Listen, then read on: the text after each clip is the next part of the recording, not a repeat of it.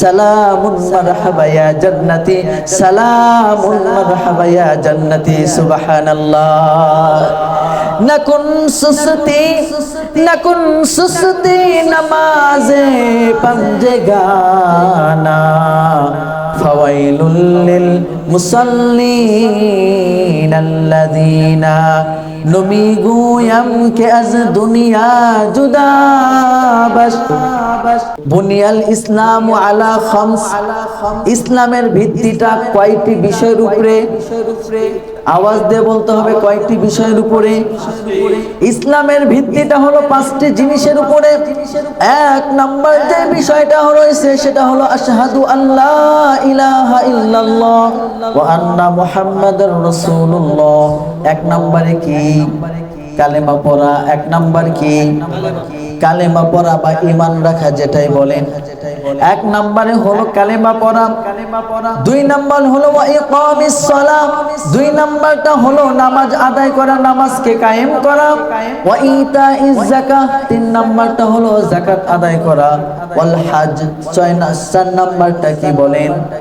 হজ আদায় করা। আওয়াজ দিয়ে বলবেন সবাই। 5 নম্বরটা কি? ওয়াসাউমি রমাদান, রমজান মাসের 30টা রোজা রাখা। কালেমা পড়া, কালেমা পড়ে আমি আপনি ইমানদারের খাতায় নাম দিলাম, বাস।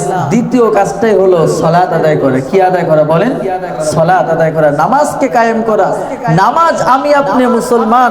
হ্যাঁ, এখন বলবেন হুজুর নামাজ কেন আদায় করব?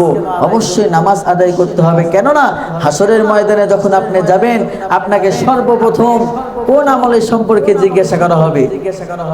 ইমানদার যখন হবেন, ইমানদার হওয়ার পরে আপনাকে বলা হবে না তুমি কি হজ করেছো কিনা, তোমাকে বলা হবে না তুমি রমজানের রোজা ঠিক মতো না আদায় করেছো কিনা। এই প্রশ্নগুলো আগে করা হবে না, সর্বপ্রথম প্রশ্ন করা হবে তুমি নামাজ ঠিক মতন আদায় করেছো কিনা।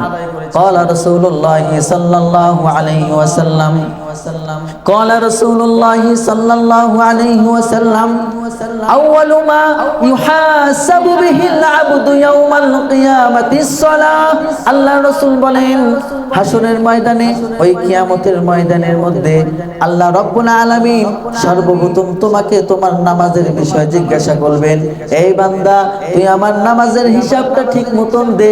যদি নামাজের হিসাবটা ঠিক মতন দিয়ে দিতে পারিস, বান্দারে এই নামাজের হিসাবটা ঠিক মতন দেওয়া দেওয়ার কারণে তুই রোজা ঠিক মতন আদায় করেছিস কিনা আমি সেটা দেখবো না, তুই অন্যান্য ইবাদত বন্দেগী হজ আদায় করেছিস কিনা আমি ঠিক মতন ওটা ফলো করব না, কিন্তু নামাজের হকটা তুই পরিপূর্ণভাবে আদায় করার কারণে আমি আল্লাহর দিলটা খুশি হয়ে যায়, আমি সাথে সাথে বান্দা তোরে মাফ করে দিয়া জান্নাতে পৌঁছায়া দে।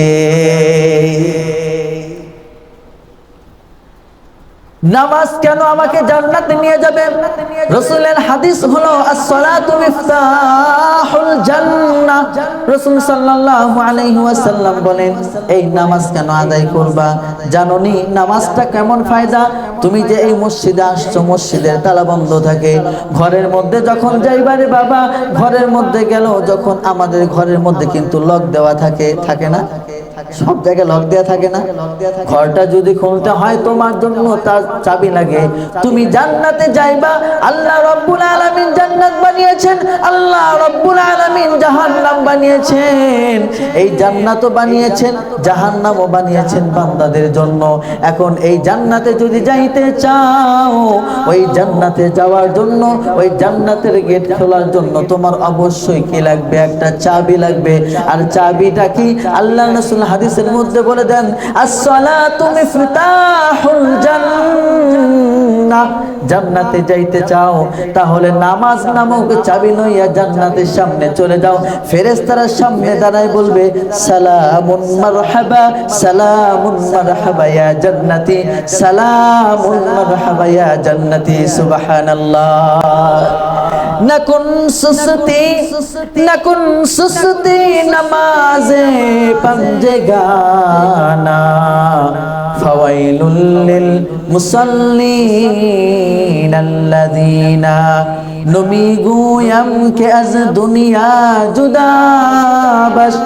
নমিগুয়াম কে আজ দুনিয়া জুদা বাস, বহর হালে কে বাশি বা जुदाबाश बहर हाले के बाशिबा जुदाबाश अल्लाहु আকবার আরে নামাজের যে মহব্বত যে প্রেম ভালোবাসা ছিল